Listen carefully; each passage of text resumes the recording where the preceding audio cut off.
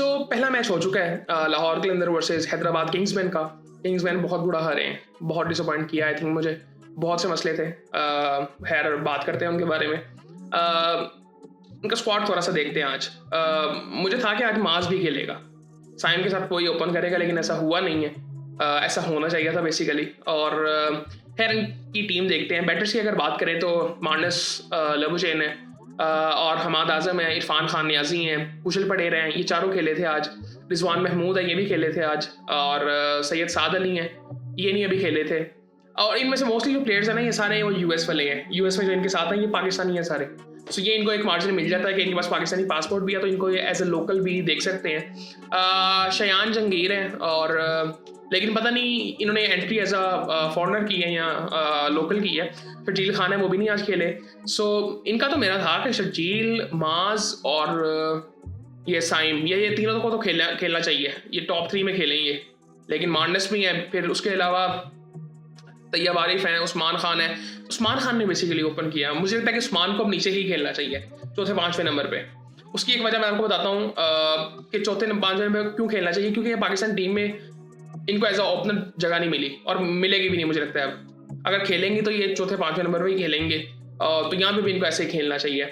Allrounders की अगर बात करें तो अहमद हुसैन है, मास सदाकत है, ग्लेन मैक्सवेल है। अब मैक्सवेल भी आ जाएगा, एक 5 मैचों के बाद उसने आना है आई थिंक। साइम अयूब भी आ जाएगा। आकिब जावेद है। बॉलर्स की अगर बात करें तो आसिफ महमूद है, हसन खान है, आज भी अच्छी बॉलिंग की थी। हुनैन शाह है, मोहम्मद अली है। मोहम्मद अली पिछले 3-4 सालों से अगर मैं उनको देखूं तो इनका जो पहला साल था जब इनका कमबैक था आई थिंक मुल्तान सुल्तान्स में, ये टॉप विकेट टेकर हुए थे या 2nd नंबर पे थे, तब इन्होंने अच्छी बॉलिंग की थी। लेकिन उसके बाद इनका इशू है, मुझे थोड़ा सा ना ये इनका लग रहा है कि ये इनकी डिसीजन मेकिंग जो है ना, वो मुझे थोड़ी सी ठीक नहीं लग रही। मतलब आज भी इन्होंने बहुत रन खा लिए हैं। मेरिडिथ ने आज अच्छी बॉलिंग की, अच्छी बहुत अच्छी नहीं थी, 40 रन फिर भी बढ़ गए थे, लेकिन अच्छी थी। थीक्ष्णा थे, और बाटमैन मेरे ख्याल से जा चुका है। सो बाटमैन नहीं है, थीक्ष्णा है। सो अब यहाँ पे मुझे ये देखना कि क्या कहते हैं, 2 वेन्यूज है। सो यहाँ पे स्पिनर्स का कैसे इस्तेमाल करेंगे। अब अगर इनकी प्लेइंग 11 की अगर मैं बात करूँ तो टॉप 3 जो मैं बात कर रहा हूँ बहुत मुश्किल है, क्योंकि इन्होंने उन प्लेयर्स को भी लेके चलना है। ये जो होता है ना, ये जो माइंडसेट ये वाला है ना कि मुझे लेके चलना है इन प्लेयर्स को, वो बड़ा एक अजीब सा होता है। क्योंकि उसके लिहाज से ना फिर पाकिस्तानी प्लेयर्स को मौके नहीं मिल सकेंगे। शर्जील खान कैसे खेलेंगे, क्या साइम बैठेगा, मां सदाकत कैसे खेलेगा, क्या साइम बैठेगा, तो ये सवाल आते हैं। फिर उसके बाद उस्मान नीचे खेलेगा, कहाँ पे खेलेगा, ये सारी चीज़ें हैं। ग्लेन मैक्सवेल आएगा तो फिर क्या होगा। सो ओवरसीज की अगर मैं बात करूँ ना तो मेरिडिथ आई थिंक खेलेगा ही, खेलना भी चाहिए इसको। फास्ट बॉलर्स की अगर मैं बात करूँ, आकिब को भी खेलना चाहिए। अली का मुझे थोड़ा सा इशू लग रहा है अब। फास्ट बॉलर ये 3 हो गए। हुनैन शाह भी हो सकते हैं, अच्छे बॉलर हैं वो भी। ऑलराउंडर्स की अगर मैं बात करूँ तो मुझे लगता है कि साइम को भी ये ऑलराउंडर के तौर पे गिन रहे हैं। सो यहाँ पे मुझे ये देखना है कि ठीक है, इनको ये ऑप्शंस तो मिल जाते हैं। ग्लेन मैक्सवेल भी आ जाएगा, साइम भी आ जाएगा, मास भी आ जाएगा, तो क्या ये अपने प्रॉपर बॉलर्स कम कर सकते हैं। फास्ट बॉलर्स की अगर मैं बात करूँ 3 तो खेलेंगे, उनमें से 3 वो आ गए, 3 ये हो गए, तो ये ऑप्शंस इनके पूरे हो जाते हैं। मुझे लगता है कि इन तीनों को खेलना चाहिए, साइम, ग्लेन मैक्सवेल और मास सदाकत। 6 ये हो गए। उसके बाद 6 उस्मान आ जाता है, 7 एज अ विकेट कीपर, 7 और 4 रह गए। अब इरफान आ जाएगा, मार्नस आ जाएगा, और 2 अगर मैं देखूं तो कुशल पटेरा और शर्जील खान। लेकिन फिर वो ये बात है ना कि ये ओपनर है शर्जील खान भी, तो ये कैसे ये मैनेज करेंगे, ये थोड़ा सा ना इनका मसला इशू तो है यहाँ पे। क्योंकि मार्नस को भी 3-4 नंबर भी खेल सकते हैं, उससे नीचे कहाँ खेलेंगे वो। सो यहाँ पे इनको थोड़ा सा देखना पड़ेगा, लेकिन इनको कॉम्बिनेशन तो अपना चेंज करना पड़ेगा यहाँ पे। जो मुझे समझ आता है कि इनको कॉम्बिनेशन अपना चेंज करना ही पड़ेगा लाजमी, क्योंकि आज इस कॉम्बिनेशन से खेले हैं, इससे ये परफॉर्मेंस करना इनके लिए बहुत मुश्किल हो जाएगा। मुझे हमाद आजम का बहुत सीरियसली नजर आया कि उनके रिफ्लेक्सेस बहुत स्लो हैं, वो बहुत स्लो लग रहे थे।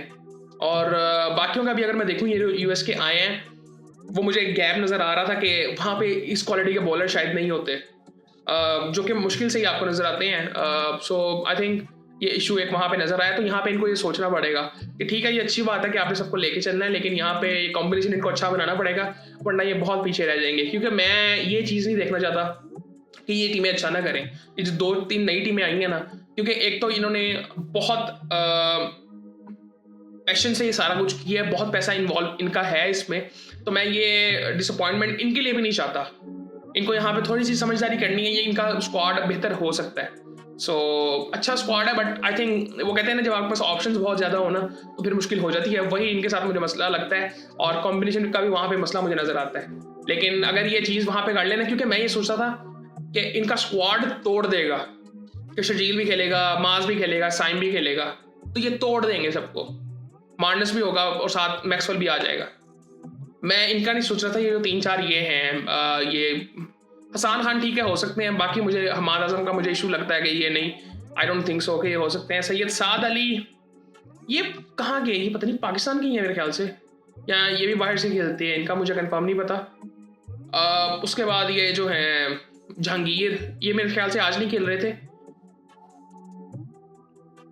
कुशल पड़ेरा का भी मुझे यहाँ पे लगता है कि अगर वो मैक्सवेल वगैरह आ जाते हैं तो ये इनका भी इशू हो सकता है, क्योंकि इनको परफॉर्म करना इनको भी पड़ेगा। कॉम्बिनेशन तो इनको बेहतर करना है अभी अपना। बाकी बॉलिंग की अगर मैं बात करूँ, बॉलिंग का इनका मुझे लगता है कि अच्छा बन सकता है। मेरिडिथ हो गया, थिक्शना और हसान खान, ठीक है, आई थिंक ये ऑलराउंडर है। हसान खान ऑलराउंडर है, इसको आई थिंक बॉलर नहीं कहना चाहिए। और यहाँ पे आकिफ जावेद है, इसको भी खेलना चाहिए। हुनैनचा भी हो सकता है, चौथी अगर ऑप्शन आपको डालनी है तो वो भी हो सकता है। सो इनको कॉम्बिनेशन अपना बेहतर करना है। अब ये इनको सोचना है कि ये कॉम्बिनेशन क्या बेहतर कर सकते हैं, ये आंसर हमें इनकी तरफ से नहीं मिले आज, जो लाहौर कलंदर की तरफ से मिल गए थे कि उनकी अप्रोच बेसिकली क्या है, क्योंकि इनकी जो आज ये अप्रोच थी ये ठीक नहीं थी। सो इनको थोड़ा सा यहाँ पे देखना पड़ेगा, इन तीनों को मौका मेरे ख्याल से देना चाहिए। बॉलिंग तो आई थिंक ये थोड़ा सा इनको 1-2 चेंजेस करने हैं। मोहम्मद अली को भी ढा के आप क्या कहते हैं, आप डाल सकते हैं इसको हुनैन को, या फिर आकिफ मेरिडिथ, और हाँ ठीक है, अली को भी ढा के आप इसको डाल सकते हैं, हुनैन को। सो ये एक अच्छा ऑप्शन हो सकता है आपके लिए। नहीं तो फिर आई थिंक ये ऑप्शन इनके पास है। उसके अलावा इनको यहाँ पे ऊपर बैट्समैन आई थिंक ये इनको देखने पड़ेंगे, इनको ऊपर अपना कॉम्बिनेशन कैसा बनाना है। सो ये हमें आंसर इनकी तरफ से नहीं मिला, क्योंकि हम तो अपना कॉम्बिनेशन देख लेंगे क्या इनके लिए बेहतर हो सकता है, लेकिन इनकी अप्रोच क्या है बेसिकली। अगर ये अप्रोच है, क्योंकि ये जो मल्टीपल टीम्स जब होती है ना, तो अप्रोच में फ़र्क आ जाता है कि हमने प्लेयर्स को लेके कैसे चलना है। ये सारे प्लेयर्स ये जो यूएस से आए हैं, सारे इनके साथ खेलते हैं वहाँ पे, क्या नाम है, यूएस में। सो वहाँ पे इनको ये चीज़ें देखनी पड़ेंगी कि कैसे इनको लेके चलना है। तैयब आरिफ भी हैं, ये इमर्जिंग कैटेगरी में आई थिंक होंगे ये। सो बाकी आई थिंक इनको देखनी चाहिए चीज़ें।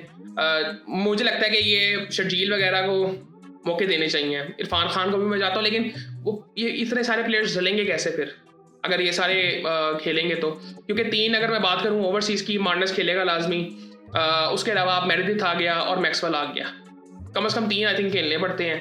पता नहीं कम से कम की लिमिटेशन होती है कि नहीं, मैक्सिमम 4 ही होता है। सो अगर नहीं है तो फिर ये लोकल्स को डालें, क्योंकि ये लोकल्स ही आपको बचाएंगे इसके अलावा, क्योंकि फिर वरना इनका कॉम्बिनेशन ही ठीक बनेगा। सो बाकी फिर आपसे बात होती है।